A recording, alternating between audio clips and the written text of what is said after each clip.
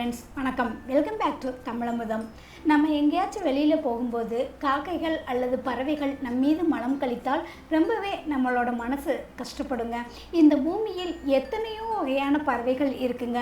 அவைகளில் காக்கா மட்டும் ஏன் நம் மகான்களும் சித்தர்களும் நம் நூல்களில் தனியாக முக்கியத்துவம் கொடுத்துருக்குறாங்க அப்படின்னு நம்ம சிந்திக்கணுங்க. நம்ம இந்து சமயத்தில் மட்டும் கிடையாதுங்க, இஸ்லாம் சமயத்தை உணர்த்தும் குரானிலும் காக்கையை பற்றிய குறிப்பும் காக்கை மனிதனுக்கு சொல்லிக் கொடுக்கும் பாடம் என்ற தகவலும் இருக்குங்க. இப்படி காக்கைக்கு முக்கியத்துவம் கொடுக்க காரணம் என்ன அப்படின்னா, காகம் ஒரு அனைத்துண்ணி உயிரினம் அப்படின்னு அறிவியல் சொல்லுதுங்க. அதாவது காகம் மாமிசமும் சாப்பிடும், சைவமும் சாப்பிடும், தானியங்கள் பழங்கள் எல்லாத்தையுமே சாப்பிடுங்க. காகம் சனி பகவானோட வாகனத்தின் அடையாளம் அப்படின்னு ஜோதிட நூல்கள் சொல்லுது. மனிதனின் உயிர் மரணத்தின் பொழுது 3 வழிகளில் உடலிலிருந்து பிரிந்து சொல்லுங்க. அதாவது ஆசனவாய், கண்கள், உச்சந்தலை. பாவிகளுக்கு ஆசனவாய் மூலமும், புண்ணியம் செய்தவர்களுக்கு கண்கள் மூலமாகவும், பிறவி பயனை முடித்த உயிர்கள் கபாலத்தின் வழியாகவும் பிரிந்து செல்லும் அப்படின்னு சித்த நூல்கள் சொல்லுதுங்க. மேலும் காலத்தை கடந்து வாழும் சித்தர்களில் முக்காலத்தையும் அறிந்தவரும் காக்கை ரூபத்தை கொண்டவரும் நாகர்களின் உருவான காக்கை சித்தர் காக்கையின் ரூபத்தில் இன்னைக்கும் நமக்கு அருள் புரிகிறாருங்க. ஜோதிட நூல்களின்படி சனிக்கும் தலையின் உச்சிக்கும் தொடர்பு இருக்குங்க. சனியின் பார்வை ஏற்படும் பொழுது தலையின் உச்சியில் உள்ள முடிகள் நிமிர்ந்து நிற்கும் என்றும், சனிதேவருக்கும் சிவபெருமானுக்கும் தொடர்பு உண்டு அப்படின்னும் நூல்கள் சொல்லுதுங்க. இதை அறிந்து கொள்ள நீங்கள் உச்சி முடியை இழுத்து உங்களோட உள்நாக்க சரி செய்யும் போது தலைகீழாக தொங்கும் லிங்கம் உச்சியில் தொடர்பு கொள்வதை நீங்கள் உணரலாங்க. சரி, காக்கை நம்ம மீது மலம் கழித்தால் நன்மையா, காகம் நம் மீது எச்சமிட்டால் என்ன செய்யணும் அப்படிங்கிறத பற்றி இந்த வீடியோவில் நம்ம பார்க்கலாங்க. திடீரென நம் மீது காக்கை எச்சம் விடுவது, தலையில் தட்டுவது, கொத்திட்டு போகிறது போன்ற விஷயங்கள் நமக்கு ஏதோ கெட்டது நடக்க போகிறத முன்கூட்டியே தெரியப்படுத்தத்தான் காக்கை அந்த மாதிரி செய்யுதுங்க. நம் முன்னோர்களின் ரூபமாக காக்கை இருக்கிறதுனால காக்கை மூலம் நமக்கு எந்த கெடுதியும் ஏற்படாதுங்க. நமக்கு வர இருக்கும் சில ஆபத்துகளை உணர்த்துவதற்காகத்தான் காக்கை அவ்வாறு செய்கிறது அப்படின்னு சாஸ்திரம் சொல்லுதுங்க. நம்ம அவசரமாக வெளியில் புறப்பட்டு கொண்டிருக்கும் பொழுது திடீரென காக்கை எச்சமிட்டால் நம்ம ஏதோ ஒரு ஆபத்தை சந்திக்க போகிறோம், அதை தடுத்து நிறுத்துவதற்காகத்தான் இப்படி செய்யுது அப்படின்னு நாம் எடுத்துக்கணுங்க.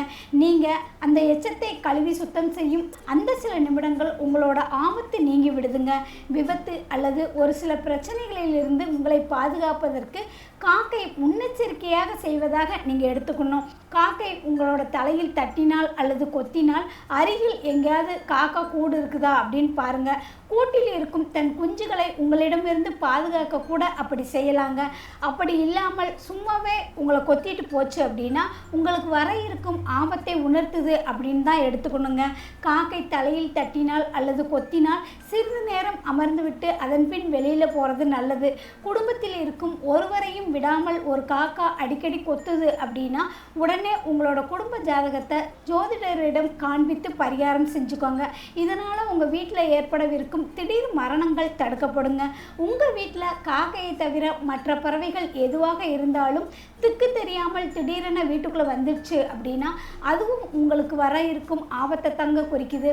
அந்த வீட்டில் ஏதாவது ஒரு சம்பவங்கள் நிகழ இருப்பதை இது உணர்த்துதுங்க. வீட்டுக்குள் வந்த அந்த பறவை வெள்ளையாக இருந்தது அப்படின்னா உங்களுக்கு நல்லது நடக்குங்க. மற்ற அடர் நிறங்களில் இருந்தால் வீட்டை சுற்றி தீய சக்திகள் இருப்பதை குறிக்குதுங்க. இதற்கு நீங்கள் பரிகாரம் செஞ்சிட்டிங்கன்னா பிரச்சனைகள் இருக்காதுங்க. பொதுவாக நம் முன்னோர்கள் சொன்னது, காக்கை எச்சம் நம் மீது பட்டுச்சு அப்படின்னா உடனே குளிச்சிடணும் அப்படிங்கிறது நாம் அறிந்த ஒரு விவரம் தாங்க. இருந்தாலும் காக்கை தலையில் எச்சமிட்டால் சனிதேவரின் பார்வை நம் உடலில் பட்டுருக்கு அப்படின்னு ஒரு பலன் இருக்குங்க. நிறைவு பெறாத ஆசைகளுடன் இறந்த நம் முன்னோர்கள் நம்மிடம் அவர்களை நினைவு கொள்ள செய்கிறார்கள் என்பது மற்றொரு பலன்க. காகத்தின் எச்சம் நம் தலையில் விழுந்தவுடன் உடனே குளிப்பது மிகச் சரியான பரிகாரங்க.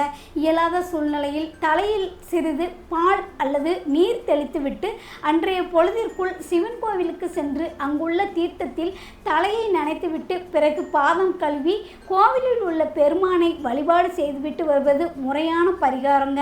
காக்கை நம்மை தீண்டுவது என்பது நம்மளோட ஆயுள் குறைபாடுகளை நமக்கு உணர்த்துது அப்படின்னு அர்த்தங்க. எரிகின்ற விளக்கு உடம்பில் விழுவதும், பருந்து, வௌவால், பூரா முதலிய பறவைகள் தலையில் இடித்து பறப்பதும் தீய பலன்களை கொடுக்கும் நிமித்தங்க. சிலர் வெளியில் வண்டி வாகனங்கள்லாம் நிறுத்தியிருப்பாங்க, அதில் காகம் எச்சமிட்டுருங்க. அப்படி நடந்தது அப்படின்னா வண்டியினால் நமக்கு விரயம் வரப்போகுது அப்படின்னு அர்த்தங்க. என்னிடம் நிறைய நபர்கள் சொல்லியிருக்கிறாங்க, காக்கா தலையில் தட்டுச்சுங்க, அதற்கு பின்பு தான் குடும்பத்தில் ஒரு மரணம் நிகழ்ந்தது அப்படின்னு. ஆமாங்க, என்னோட வாழ்க்கையிலையும் இது போன மாதம் நடந்ததுங்க. காக்கை தட்டிய 15 நாட்களில் என் தந்தை இறைவனிடம் சேர்ந்தாருங்க. இதுபோல் பறவைகள் மூலம் உங்களுக்கு ஏதாவது வித்தியாசமான நிகழ்வுகள் நடந்துச்சு அப்படின்னா அது நல்லதுக்கு தான் அப்படின்னு எடுத்துக்கோங்க. இதில் பயப்பட ஒன்றும் இல்லைங்க. ஒரு 5 நிமிடம் எங்காச்சும் அமர்ந்து தண்ணீர் அருந்தி விட்டு அடுத்த வேலையை பார்க்கலாங்க. இதனால் உங்களுக்கு வர இருக்கும் ஆபத்துக்கள் நீங்குங்க. பறவைகள் மட்டும் கிடையாதுங்க, சில சமயங்களில் விலங்குகளும் இவற்றை நமக்கு உணர்த்துங்க. பறவை விலங்குகளுக்கு தண்ணீர் கொடுங்க, நல்லது நடக்குங்க. உங்கள் வாழ்க்கையில் காக்கம் எச்சமிட்டதா அல்லது தலையில் தட்டியதா, அப்போது உங்களுக்கு எந்த விதமான நிகழ்ச்சிகள் நடந்தது அப்படின்னு மறக்காமல் கமெண்ட் பாக்ஸில் என் கூட ஷேர் பண்ணிக்கோங்க.